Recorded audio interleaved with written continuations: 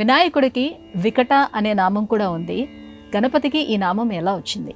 మామూలుగా వికటత్వం అంటే మనం లోకంలో ఏ అర్థంలో తీసుకుంటామంటే ఒక దుర్మార్గత్వము, లేకపోతే చూడటానికి చాలా భయంకరంగా ఉండేటువంటి వాడు, వాడిని చూస్తే మనం ఓర్చుకోలేము, ఇలాంటి కొన్ని రూపాలు మనకు కనపడుతూ ఉంటాయి కదా.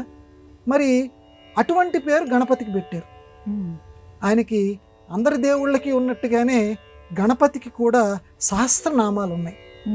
ఆ 1000 నామాల్లో వికట అనేటువంటి నామం కూడా ఉంది. మరి ఇక్కడ వికట అనేటువంటి పదానికి పెద్దవాళ్ళు సమన్వయం చేశారు. వికటత్వం ఏదైతే ఉందో ఆ వికటత్వాన్ని మన లోపల నుంచి పోగొట్టేటువంటి వాడు, అందుకని ఆయన వికటుడు. వికటత్వం ఏంటండి? ఏది కోరాలో దాన్ని కోరకుండా, కోరకూడనటువంటి దాన్ని కోరేటువంటి ఇష్టం ఏదైతే ఉందో, అభిలాష ఏదైతే ఉందో దాన్ని వికటత్వము అంటారు. ఏది చెయ్యాలో దాన్ని చేయకుండా వేరే రకంగా వ్యతిరేకంగా ప్రవర్తించేటువంటి విధానం ఏదైతే ఉందో దాన్ని వికటత్వం అంటారు. మనం మానవులం, ప్రతి వాళ్ళమందు కూడా మనం వికటత్వంగా ప్రవర్తించాలని చూస్తాం. చెడు వైపుకి నీరు పల్ల మెరుగు, నిజము దేవుడెరుగు. ఎన్ని కబుర్లు చెప్పినా, ఎన్ని పుస్తకాలు మనం చదువుకున్నా పల్లంకి నీరు ప్రవహిస్తూనే ఉంటుంది, ఎంత నువ్వు జాగ్రత్తగా పెట్టినా సరే. ఆ రకంగానే ఈ మానవ బుద్ధి అనేది ఉన్నది చూడండి, ఇది కోతి, పెద్ద కోతి. ఎప్పుడూ కూడా చంచలత్వం. చెడు వైపుకి వెళ్ళాలి అని అంటే చాలా ఇష్టం.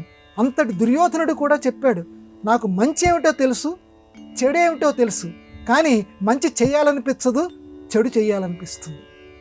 వాడికి అంత చదువుకున్నాడండి. దుర్యోధనుడు అంటే తక్కువ వాడు కాదు, రావణాసురుడు అంటే తక్కువ వాడు కాదు, కానీ వాడి ప్రవృత్తిని చెప్పేశాడు. దుర్యోధనుడు అంటే ఇక్కడ మన మామూలు మానవుడికి ప్రతీక. మనందరికి కూడా మంచి తెలుసు, చెడు తెలుసు, కానీ మంచి చెయ్యాలనిపించదు, చెడు చెయ్యాలనిపిస్తూ ఉంటుంది. ఇది వికటత్వం.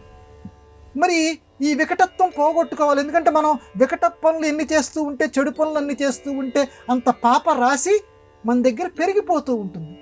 కాబట్టి దీన్ని మామూలుగా చెట్టుని పైన ఇలా కొట్టేసామనుకోండి, వేరు ఉంటుంది.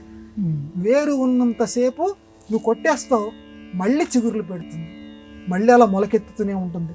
తాత్కాలికంగా అనుస్తావు, నీళ్లు చల్లుతావు, నీళ్లు చల్లితే అలా అణిగిపోతుంది, కానీ మళ్ళీ బుస్సం పైకి లేస్తూ ఉంటుంది.